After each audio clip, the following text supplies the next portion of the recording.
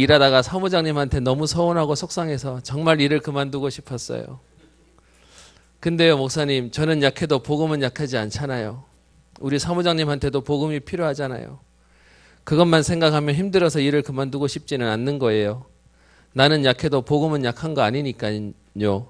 고집 아니겠죠, 목사님? 정말 힘든 하루였어요. 여러분, 매일 사실은 우리 청년들이 현장에서 깨지고요. 그런데도 복음 때문에 홧김에 아니면 성질나서 포기하려고 하지 않고 복음 때문에 다시 일어서려고 하고 있습니다. 그래서 여러분께 부탁을 드립니다.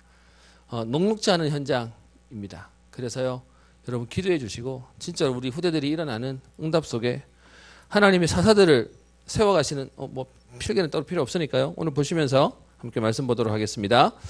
3장에 있는 말씀인데요. 우리 2장까지 지난주에 봤던 내용인데 여러분 교재에 보시면 제가 따로 한 번 더 정리를 한번 했습니다. 사사시대는 여호수아 이후부터 사무엘까지를 얘기하는데 이스라엘이 가나안 땅을 점령해 놓고요. 그런데 그들은 영적으로 무너져 버리죠. 그래서 여호와의 목전에 악을 행하고 그것이 뭐냐? 여러분 여호와의 목전에 악을 행한 건 딴짓하는 게 아니고요. 여호와를 버리고 다른 신들을 섬기는 겁니다. 그 결과 정복하라고 주신 그 땅에서 오히려 노략자들의 손에 넘겨주셔서 대적들의 손에 팔아 넘기시고 어디를 가든지 재앙을 만나는 그런 어려움 속에 있습니다. 그 가운데 하나님의 방법은 그 가운데 언약 붙잡은 사사를 세워서 그들을 구원하시는 것이 하나님의 방법이죠. 여러분 그래서 지금도 이 시대에 하나님의 방법이 누구냐? 복음 붙잡은 전도자인 저와 여러분들입니다. 특별히 여러분 이거 가지신 저와 여러분들이 이 시대의 사사로 하나님 우리를 부르신 겁니다. 아멘? 네, 그래서요. 그러면서 우리에게 하시는 말씀이 있는데 이방 민족들을 하나님이 쫓아내지 않고 남겨놓으셨대요. 이유가 뭐예요? 우리를 시험하도록요. 하나님을 정말로 제대로 섬기는지 안 섬기는지 보려고요. 그래서 오늘 3장에 그 내용을 다시 얘기합니다. 여호와께서 가나안의 모든 전쟁들을 알지 못한 이스라엘을 시험하려 하시며 여러분 그러면 하나님은 하나님의 계획이 어디 있습니까? 전쟁 모르고 편안한 걸 하나님 원하시겠습니까? 예전에 메시지 한번 얘기하신 적 있죠? 평안과 편안은 다른 거라고요. 여기서 말하는 평안은 문제가 있는데 내가 상관이 없는 것이 평안이고요. 편안은 아무 일도 없어서 오는 게 편안이죠. 대부분의 사람들은 이거를 선택해요. 편안했으면 좋겠어요. 아무 일 없었으면 좋겠어요. 여러분 그러다 일 하나 생기면 얘기하죠. 하나님 어떻게 나한테 그럴 수 있냐고. 내가 좀 편안한 거 그걸 못 보고 계셔가지고 그렇게 나를 건드리시냐고요. 여러분 그런데 하나님 우리에게 주시는 건 뭐죠? 평안이요. 문제가 있어도 사건이 있어도 복음 때문에 괜찮은 거예요. 여러분 그렇게 안 되면 우리는 손에 가시 하나만 박혀도요. 우리는 갈등해야 돼요. 왜 하나님 내게 평안을 안 주십니까? 그래서 오늘 얘기하는 겁니다. 이스라엘 백성들에게 전쟁을 알지 못한 그들을 편안한 걸 못 보고 계셔서가 아니고요. 진짜 평안함의 응답을 주시려고요. 그래서 2절에 이스라엘 자손의 세대 중에 아직 전쟁을 알지 못하는 자들을 가르치게 하시려고 하나님 어떻게 해요? 이방 민족들을 남겨놓으셨대요. 여러분 현장에 왜 불신자들을 남겨놨냐? 그들을 살리라고요. 진짜 하나님 앞에서 정복되어지는 응답을 확인하라고요. 여러분 이거 모르면 평생 우리는 뭐 해야 되냐? 쟤들 때문에 이것 때문에 요것 때문에 우리는 평생 핑계대고 원망하고 살아야 됩니다. 그래서 남겨두신 민족들의 이름을 3절에 쭉 얘기하죠. 블레셋의 군주들, 가나안의 족속과 시돈과 이런 족속들을 남겨두셨습니다. 그러면서 4절에요. 이 이방 민족들로 이스라엘을 시험하도록 하나님이 하셨는데 이유가요. 그들의 조상들에게 명령하신 하나님 말씀들을 순종하는지 알고자 하는 거예요. 여러분 그러면요 오늘 봅시다. 우리에게 오는 문제는요. 문제예요 아니에요? 하나님 우리를 테스트하시는 시험이라는 거예요. 시험은 그래서요 통과하면 돼요. 답은 분명히 있으니까 하나님께로 돌아가고 하나님 앞에 서면 되는 겁니다. 그래서 시험 자체가 문제가 아니고요. 시험은 우리에게 하나님의 응답을 누리는 중요한 통로가 되는 것입니다. 그래서 뒤에 5절에 얘기하죠. 이스라엘 자손이 그 땅 가운데서 거주하면서 6절에 그들의 딸들을 맞아 아내로 맞고 자기의 딸들을 그들의 아들들에게 주어서 여러분 단순히 혼인 얘기를 한 게 아니라 그것 때문에요. 우상이 들어오는 통로가 되어버린 것이죠. 그래서 여러분 진짜 우리 후대를 놓고 기도해야 됩니다. 우리 또 순회 우리 결혼 선교 세미나가 올해도 시작되어지는데 우리 4월 마지막 주에는 하나교회에서 우리 렘넌트들 우리 대구 지역에서 순회 우리 결혼 세미나가 있습니다. 한편으로 좀 안타깝기도 합니다. 예전에는 알아서 결혼했는데 지금은요 결혼도 이제는 훈련받아야 돼.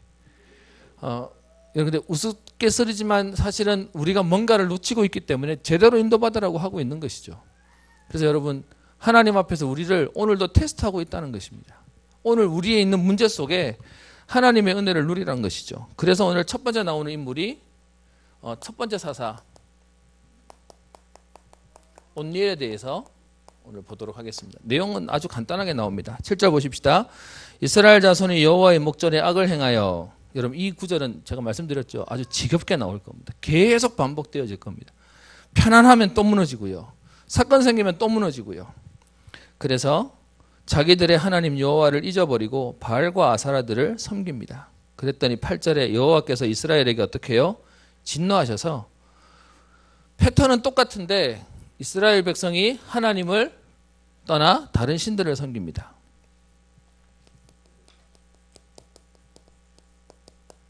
그 결과 하나님의 진노가 와서요, 그 진노의 결과로 하나님이 이방 민족을 사용하세요.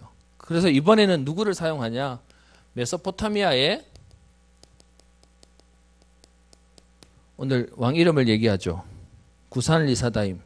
제가 어릴 때 그 교회 다니면서 맨날 외웠던 메소포타미아 구산 리사다임 맨날 외웠는데 나중에 정신 차리고 보니까 이게 이거예요. 아마 입에 익숙하다고 외워준 건데 어쨌든 그 인물을 하나님 쓰시는 거죠. 오늘 표현을 보세요. 8절에 여호와께서 그들을 메소포타미아 왕 구산 리사다임의 손에 파셨으므로, 여러분 하나님이 맡겨놨대요. 그럼 반대로요. 하나님이 언제 찾게 하실까요? 복음 회복하면요. 실력으로 이기는 것이 아니라 복음으로 이기는 것입니다. 그랬더니 그들이 몇 년 동안 섬겨요? 8년 동안. 여러분 정복하러 가나안 땅 들어가서 정복해놓고 어떻게 해요? 정복당해버리는 것입니다. 여러분 하나님이 지금도 우리에게 주신 우리의 현장에, 우리의 직장에, 우리의 학교에, 우리가 살고 있는 가정 현장에 하나님 왜 보내셨다고요? 살리라고요. 복음으로 세계복음을 하라고요. 그런데 복음 놓쳐버리면 거기에 당해버리는 겁니다. 그래서 8년을 당하게 되니까 그들이 어떻게 해요? 9절에 이스라엘 자손의 여호와께 부르짖습니다. 여러분 그래서 우리에게 문제가 와서 부르짖는 것은 축복이라고요? 저주라고요? 축복이요. 그래서 저는 하나 우리 대구 경상도에 조금 부탁이 있습니다. 워낙 우리는 참는 데 익숙해가지고요. 슬퍼도 참고 기뻐도 참고 이러다 보니까 여러분 하나님 앞에 부르짖는 것이 하나님 응답을 주신답니다. 그랬더니 하나님 어떻게 하시죠? 9절에 여호와께서 이스라엘 자손을 위하여 누구를 세웁니까? 구원자를 세운다고 얘기합니다. 그 구원자가 앞으로 계속 나올 사사를 얘기하는 것이죠. 그래서 세우는 첫 번째 사사가 누굽니까? 그는 곧 갈렙의 아우 그나스의 아들 온니엘이라. 그래서 이제 온니엘 첫 번째 사사 이름이 나옵니다. 이따가 좀 제가 얘기하고요. 그랬더니 그 사사를 세워놓고 10절에요. 하나님의 방법은 되게 간단해요. 여호와의 영이 그에게 임하셨으므로 그가 이스라엘의 사사가 되어 나가서 싸울 때에 여호와께서 메소포타미아 왕 구산 리사다임을 그의 손에 넘겨주심에 온니엘의 손이 구산 리사다임을 이기니라. 그리고 끝나버려요. 무슨 말이죠? 하나님이 세우셔서 하나님의 영이 임해버리니까 하나님이 힘을 주신다는 거예요. 그랬더니 그 뒤에 보면요. 그 땅이 평안한 지 얼마나 됩니까? 8년을 시달렸는데 사사 한 사람이 일어나니까 응답은 몇 년이 돼요? 40년이요. 요 패턴도 계속 반복될 겁니다. 시달렸던 시대보다 사사가 세워져서 받는 응답의 세월이 훨씬 더 몇 배로 많아요. 그래서 여러분 지금도 하나님은 이 한 사람을 세우기를 원하시고 이 언약 잡은 자를 찾고 계시는 겁니다. 그런데 여러분 오늘 여기 본문에서 온니엘에 대한 얘기가 한 줄밖에 없어요. 한 줄 아니죠. 몇 마디밖에 없죠. 온니엘을 어떻게 소개하고 있습니까? 갈렙의 아우 그나스의 아들 온니엘이라고 얘기합니다. 여러분 그 말의 의미가 뭘까요? 특별한 게 없었다고요. 별말할 게 없었다고요. 여러분 이 내용을 어디서 확인할 수 있냐 하면 사도행전 여러분 1장 14절에 기도하고 난 뒤에 2장의 역사가 일어나기 전에 한 사건이 하나 생기죠. 뭐가 있죠? 마띠아를 뽑는 사건이 생깁니다. 여러분 거기서 설명 많이 하고 있습니까? 없어요. 그냥 마띠아 아니면 다른 사람을 뽑겠다고 얘기하죠. 근데 거기에 별말이 없는 이유가 뭐냐? 별로 특별하지 할 게 없었다는 거예요. 별말 할 게 없는 사람이었다는 거예요. 그런데 그를 하나님 어떻게 해요? 세워서 응답을 누리게 하세요. 여러분 그래서 오늘 분명히 성경에 얘기합니다. 하나님이 사사를 세우셔서 그에게 영으로 함께 하시고 그리고 하나님이 은혜를 주시니까 온니엘의 손이 그 당시에 에소포타미아 왕을 이길 만큼 하나님이 응답을 주셨다는 겁니다. 여러분 성경은 되게 간단해요. 하나님이 힘 주시면 이기게 하세요. 하나님이 은혜를 놓쳐버리니까 하나님이요 붙잡히게 하시는 것입니다. 여러분 문제를 만나셨습니까? 오늘도 하나님의 손으로 들어가시기를 원합니다. 여러분 오늘 이건 지나가고요. 그러면 여기서 우리가 봐야 될 게 있는데 여기서 온니엘의 어느 지파 사람이었냐? 나중에 제가 표를 하나 만들 겁니다. 그게 뭐냐 하면 첫 번째 사사고요. 두 번째 사사 뭐 이렇게 해서 만들 건데 첫 사사가 온니엘입니다. 우리 뒤에 볼 거는 이제 두 번째 사사는 에훗인데 이 사사들이 다 지파가 출신이 달라요. 그만큼 하나님 급하게 오늘 이 사람 내일 저 사람 쓰면서 아무나가 아니라 하나님한테 결격 사유가 없는 아무나 데려다 하나님이 쓰시는 겁니다. 그렇게 해서 오늘 보시면 어디한테 지금 어려움을 당하죠? 메소포타미아라고 하는 나라를 쓰시죠. 몇 년 동안요? 8년 동안 어려움을 당하게 합니다. 그래서 하나님이 세우신 방법이 뭐죠? 온니엘이라는 사람을 세우는데 이 사람이 어느 지파 사람이었는지에 대한 부분을 보는 겁니다. 여러분 온니엘은 어느 지파 사람이었을까요? 유다 지파? 오늘 성경에 나오나요? 안 나옵니다. 그럼 어떻게 유다 지파인가를 알 수 있죠? 갈렙의 아우니까. 그러면 갈렙이 어느 지파였다는 건 어디서 확인할 수 있죠?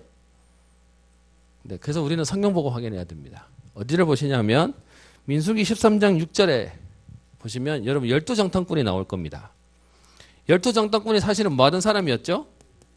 각 지파에 지휘관 된 자들 중에 한 명씩 뽑습니다. 그래서 지파별로 한 명씩 뽑는데 민수기 13장 6절에 유다 지파에는 누가 뽑혀요? 갈렙이 뽑히죠. 그래서 갈렙의 아우라고 하니까 온니엘은 유다 지파였을 것이다 라고 우리가 보는 것입니다. 그러면 여러분 우리가 알고 있는 여호수아는 어느 지파였을까요? 13장에 나옵니다. 에브라임 지파요. 여러분 에브라임 지파는 아주 독특해요. 여기 잘 보셔야 되는데 이 에브라임 지파가 계속 사실은요 중요한 역할도 하지만 중요한 문제도 일으켜가지고 나중에 결국 이 에브라임 지파가 북쪽 이스라엘과 남쪽 유다로 나눠지는데 남쪽 유다는 유다 지파와 플러스 베냐민 지파가 합해지는 거고요. 북쪽 이스라엘은 누가 중심이 되냐? 에브라임 지파가 중심이 됩니다. 그래서 거기에 인물로 여호수아가 쓰여져요. 사실은 이 여호수아가 이 여호수아 지파가 있는 에브라임 지파가 이스라엘 역사 가운데 계속 문제를 만들어요. 그래서 이 사사기의 문제가 결국은요 뒤에 가서 북쪽 이스라엘과 남쪽 유다로 나눠지는 계기가 되어집니다. 나중에 이걸 보시면 되고요. 그런 가운데 우리 두 번째 거 보겠습니다. 이렇게 해서 그냥 끝나요. 그 11절에 보시면 40년 동안 온니엘이 다스렸다가 그 아들 온니엘이 죽습니다. 오늘 표현에는 그 땅이 평안한 지 40년이라고 되어 있는데 뒤에 12절부터 나오는 사사 에훗에 대한 내용 두 번째 사사인데요. 이 에훗은 왼손잡이라는 특징이 있습니다. 이 사사는 뒤에 30절에 보시면 그날에 모압이 이스라엘 수하에 굴복함에 그 땅이 80년 동안 평안하였더라. 여러분 왜 80년 동안 평안했을까요? 유치원적인 질문이잖아요. 왜요? 에훗이 사는 날이었으니까요. 그래서 제가 복음 가진 자는 오래 사십시오라고 얘기하는 겁니다. 복음 때문에 하나님 그 역사들을 만드실 거니까요. 여러분 아시는 성경에 제일 오래 산 사람이 누구죠? 무드셀라요. 몇 세를 살았죠? 969세요. 여러분 그 사람이 왜 그렇게 오래 살아야 됩니까? 노아가 홍수를 맞을 때가 노아 600세라고 얘기합니다. 그런데 산술적으로 계산해 보면 무드셀라가 노아 홍수 나는 600년 바로 한 해 전에 죽어요. 그 얘기는 방주를 짓는 일에 계속 무드셀라가 메시지를 할 수 있도록요. 왜 그래야 됩니까? 무드셀라의 아버지가 누구죠? 에녹이요. 죽음을 보지 않고 하늘로 올라간 에녹이요. 그러니까 무드셀라 입장에서는 노아에게 뭐 설명합니까? 우리 아빠가 그러면서 하나님과 동행하다가 하나님이 죽음을 보지 않고 하늘로 올라가게 하셨다는 그 증인으로 하나님 살게 하시고, 그래서요 노아가 방주를 몇 년 지었다고 성경은 명확하게 말하지 않지만 오랜 기간을 짓는 동안 열매가 없고 증거가 없음에도 불구하고 흔들리지 않았던 이유가 무드셀라의 메시지가 계속 증거됐던 거예요.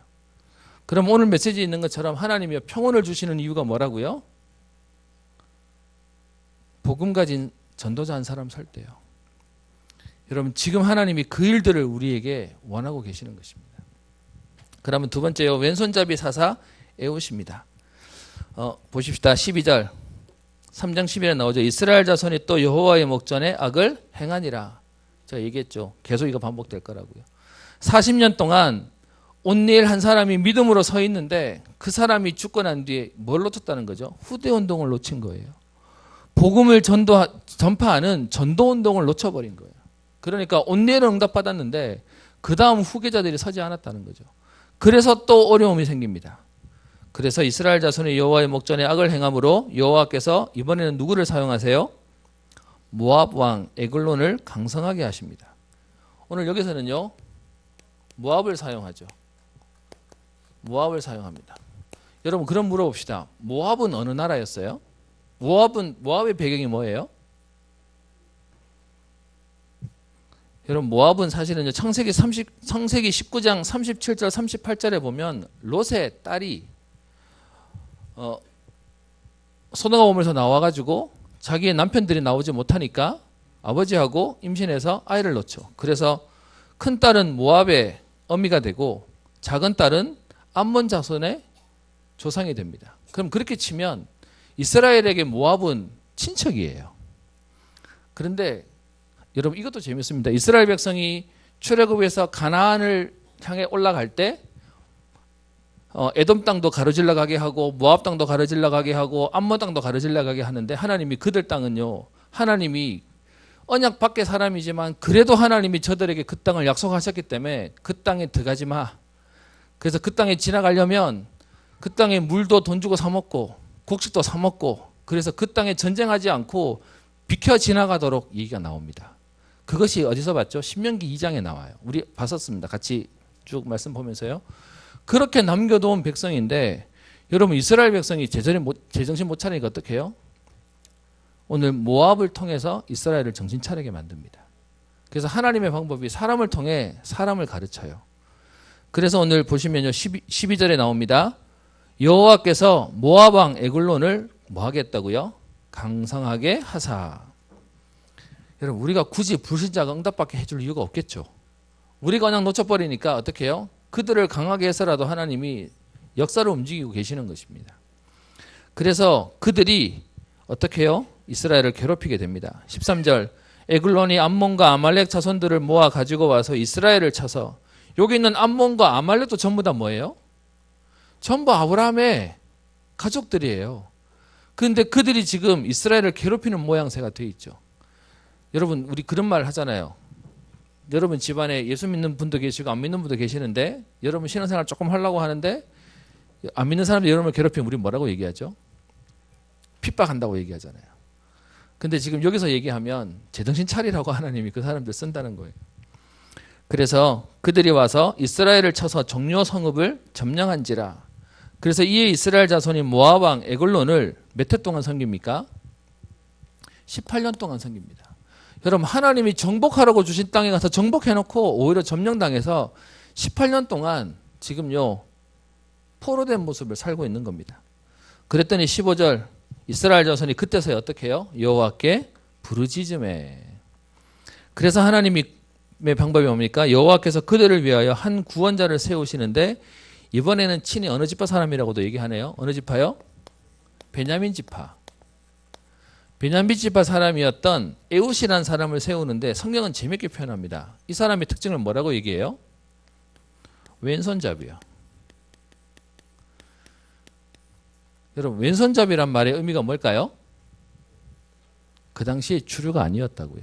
다음 시간에 볼 건데 요 사사 다음에 삼갈이라는 사사 잠깐 한 줄로 하고 지나가고 그 다음 사사가 누구냐 하면 드보라라고 하는 여자 사사가 나와요. 왜 이 사람들의 이름을 기록해 놨냐? 그 당시에 주류가 아니었어요. 저희 집에 사실 막내 아들이 그 왼손을 좀 씁니다. 그러다 보니까 이번에 학교를 가는데 집사람이 그 아이 뭐 학용품을 가져가는데 그 마트에 가가지고 뭐 이렇게 학용품 이렇게 챙겨서 보내야 되기 때문에 이제 사는데요. 막 없다고 막 고민을 해요. 뭔데 이랬더니 가위가 없대요. 제 눈에 가위가 보이는데. 그래가지고 뭐냐 하고 봤더니 왼손잡이용 가위를 찾더라고요. 왜냐면 다 오른손에 맞춰져 있으니까. 뭔 말이냐면 비주류라고 얘기하는 거죠.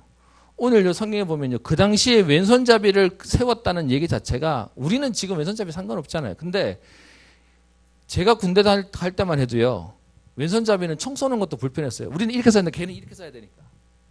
뭐가 안 맞는 거죠. 근데 그런 사람도 지금 하나님 어떻게 해요? 급하니까 세우는 거예요. 여러분 우리가 생각하기에 나는 주류다, 나는 비주류다, 나는 지금 그럴 만한 깜이다 아니다. 그거와 상관없이 하나님이 오늘요. 복음 때문에 사람을 세우세요. 그래서 오늘 보시면 그 에웃을 통해서 지금 있었던 사건들을 뒤에 3장 마지막 절까지 설명하고 있습니다. 사실 별로 안 중요해요. 그리고 이 사람이 되게 이기려고 치사하게 공물을 바쳐서 가까이 가서 뭐 은밀한 얘기를 하는 것처럼 하다가 이렇게 찌르는 뭐 그런 내용들이에요. 여러분 그냥 보시면 됩니다. 그러다 보니까 오늘 29절 가세요. 그 내용들 지나서 29절에 그때의 모압 사람 약 10,000명을 죽였으니 모두 장사요 모두 용사라 한 사람도 도망하지 못하였더라. 하나님이 지금요 믿음의 사람 한 사람 세우니까 그것 때문에 장사만 되는 용사만 되는 10,000명을 한 사람도 남김없이 이기게 되는 하나님 은혜를 주세요. 그리고는요 그 뒤에 몇 년 동안 하나님 응답을 주세요? 80년 동안이요. 80년 동안 하나님이 역사하시는 거죠. 여러분 오늘 이 두 사사를 보면서 오늘 여러분과 하려고 하는 내용이 지금 여러분 교재 뒷부분에 나와 있는 겁니다. 우리는 뭘 봐야 되겠습니까? 세상에 심판은 하나님 손에 있습니다. 모든 사람이 다 심판을 당해요. 근데 여러분 문제는 하나님 자녀가 심판이라 그러면 떨어요. 우리에게 심판이라고 하는 단어를 주실 때 하나님 이 단어를 우리 보고 쫄라고 주셨을까요? 겁먹으라고? 아니죠. 이 심판 때 악인은 망하는 것이고요. 의인은 하나님의 응답을 누리게 되는 것입니다. 그러면 우리에게 사실은 하나님은요. 하나님 일을 하시겠다는 건 우리에게 기회가 되고 응답이 되는 것인데 문제를 당해서 우리는 뭐 하면 되죠? 회개하면 되고요. 하나님 이 일을 통하여 하나님이 역사를 움직이신다고 얘기하는 겁니다. 그러면 중요한 건 하나님이 어떤 사람을 쓰냐라는 겁니다. 제가 앞에 했던 온니엘과 그리고 사사 에웃에 대한 부분을 따로 해서 여러분과 말씀을 드리려고 하는 게 이 사람들은 특별하지 않았어요. 근데 우리가 벌써요 오랫동안 배워온 게 뭔가 하려면 잘해야 돼, 특별해야 돼, 스페셜해야 돼 라는 걸 얘기하니까 우리는요 뭔가를 딱 맡으면 뭐부터 나냐 하면 겁부터 먹어요. 내가 그걸 해낼 수 있을까? 그게 될까? 여러분 거기서 제일 유명한 사람 한 명 있죠. 모세. 너를 세웠다고 얘기하는데 저는 못합니다. 입이 뻣뻣하고 둔하고 볼만한 자를 보내라고 계속 안 된다고 얘기하죠. 저는 개인적으로 모세를 보면서 위안을 얻습니다. 그런데도 하나님이 사용하셨죠. 그러면 오늘 우리가 봐야 될 게 있습니다. 정말로 하나님이 원하시는 게 뭐겠습니까? 우리 한번 보겠습니다. 미가서 6장 6절을 한번 보겠습니다. 오늘 어떻게 하다 보니까 오전 메시지와 같이 지금 흐름이 가는데요. 미가서 한번 봅시다. 미가서가 성경에 있는 거 맞죠? 미가서 6장 6절부터 8절에 보시면 하나님이 우리에게 원하시는 것이 나옵니다. 우리 한번 같이 읽어보도록 하겠습니다. 제가 6절부터 제가 한번 7절까지 한번 읽어보겠습니다. 내가 무엇을 가지고 여호와 앞에 나아가며 높으신 하나님께 경배할까? 하나님 앞에 나아갈 때 내가 뭐 가지고 나가면 될까? 그러면서요. 번제물로 1년 된 송아지를 가지고 나가면 될까? 아니면 7절에 천천의 수양이나 아니면 만만의 강물 같은 기름을 가지고 가면 기뻐하실까? 하나님이 뭘 기뻐하실까? 정말로 하나님 원하시는 게 뭘까를 묻고 있는 겁니다. 그러면서 그 뒤에는요, 지금 1년 된 송아지가 제일 비싼 거고, 그 다음에 이제 수양, 천천의 수양 아니면 만만의 강물 조금씩 이제 좀 낮은 급을 얘기하는 거죠. 그걸로 안 된다면 내 허물을 위해서 만약에 우리의 마다들을, 여러분 이 마다들은요 절대로 생명과도 못 바꾸는 거잖아요. 그거를 갖다 바치면 하나님이 좋아하실까? 라고 얘기하는 겁니다. 내 영혼의 죄로 말미암아 내 몸의 열매를 드리면 하나님이 좋아하시겠냐? 그러면서 8절을 얘기합니다. 그걸 하나님이 좋아하시는 게 아니래요. 8절 읽어봅시다. 시작. 사람아, 주께서 선한 것이 무엇임을 내게 보이셨나니 여호와께서 내게 구하시는 것은 오직 정의를 행하며 인자를 사랑하며 겸손하게 내 하나님과 함께 행하는 것이 아니냐. 아멘. 여러분, 우리는 자꾸 생각합니다. 뭔가 내가 스페셜한 걸 드려야 돼 라고 생각하죠. 근데 하나님은요 그거 아니래요. 1년 된 송아지를 원하는 것도, 천천의 양을, 순양을 원하는 것도, 어마어마한 양의 기름을 원하는 것도 아니래요. 하나님 기뻐하시는 게 뭐라고요? 오직 여호와께서 내게 구하시는 것은 오직 정의를 행하며 인자를 사랑하며 겸손하게 내 하나님과 함께 행하는 것. 하나님과 동행하는 그것을 원하신다는 거예요. 말씀과 함께 하나님과 동행하는 응답을 하나님 원하신다는 거예요. 거기서 나오는 나머지 것들을 얘기하는 거지, 우리가 어떤 면에서는요, 그러면 돈 많은 사람이 예물 드리면 하나님 기뻐하시겠습니까? 그 말 아니잖아요. 아닌 거 알면서도 우리는 또 걸려버리는 겁니다. 그래서 능력도 아니고 열매도 아니고 우리에게는 자랑할 것이 없다는 거예요. 그러면요, 하나님이 쓰시는 사람은 어떤 사람입니까? 사도행전 13장 22절에 다윗을 얘기하는데 이렇게 표현하죠. 내 마음에 맞는 사람이었다고요. 여러분, 다윗이 되게 잘했다고 얘기하는데, 여러분, 다윗이 정말 잘하는 사람 맞았습니까? 사무엘상 16장에 기름을 부으는 그날에 이새는요 부르지도 않았어요. 그 얘기는 그 기름 붓기 전까지만 해도 특출나지 않았던 인물이었다는 겁니다. 여러분, 우리는 왜 자꾸 여기에 이 말을 제가 계속 반복해야 될까요?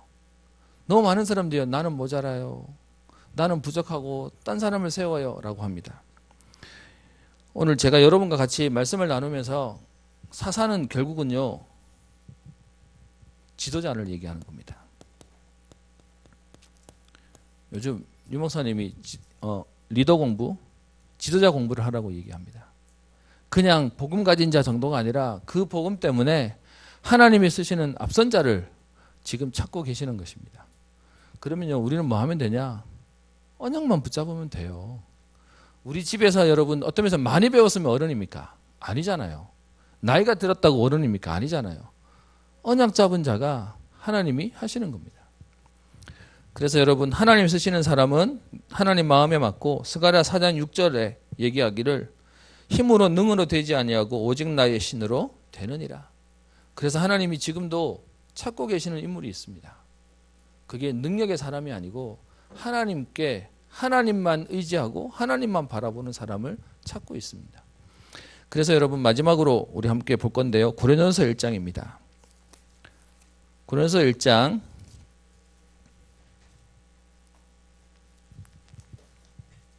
23절입니다. 앞에 18절부터 얘기하죠. 십자가의 도가 멸망하는 자들에게는 미련한 것이고 구원을 받는 우리에게는 하나님의 능력이 된다고 얘기하면서요, 23절에 우리는 십자가에 못 박힌 그리스도를 전하니 유대인에게는 꺼리끼는 것이요 이방인에게는 미련한 것이지만, 24절요, 오직 부르심을 입은 자들에게는 유대인이나 헬라인이나 그리스도는 하나님의 능력이요 하나님의 지혜입니다. 그리스도 때문에요, 그것이 우리의 지혜가 되고 그리스도가 우리의 능력이 되어지는 겁니다.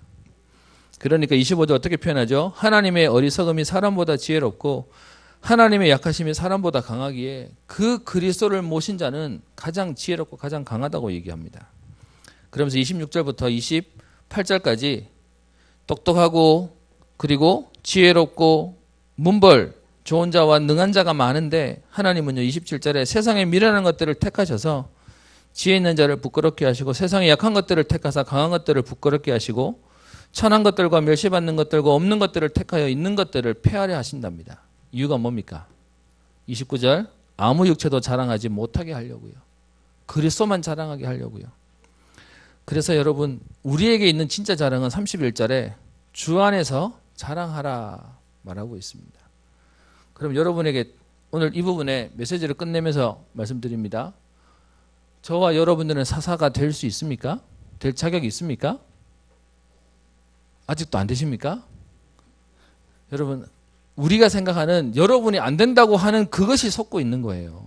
내가 되겠다는 것도 아니지만 하나님은 하실 수 있는 거예요. 여러분 이건 우리도 모르게 이거 불신앙하는 거예요.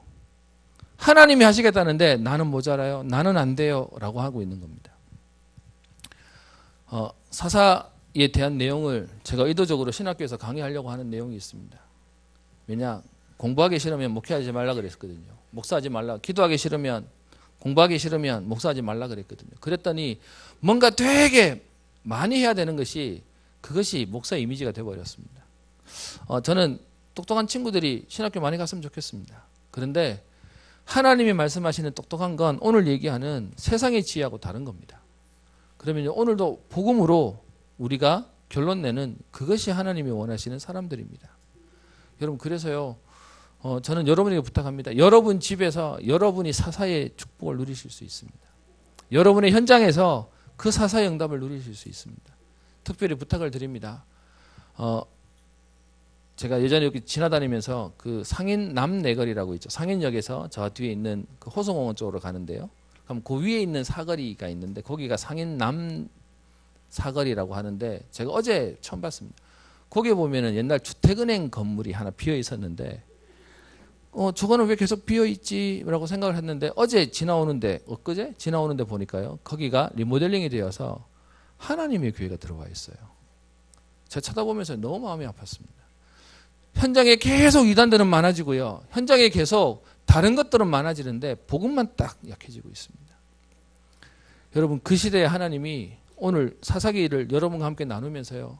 이 시대에 하나님 사사를 우리를 부르시겠다고요.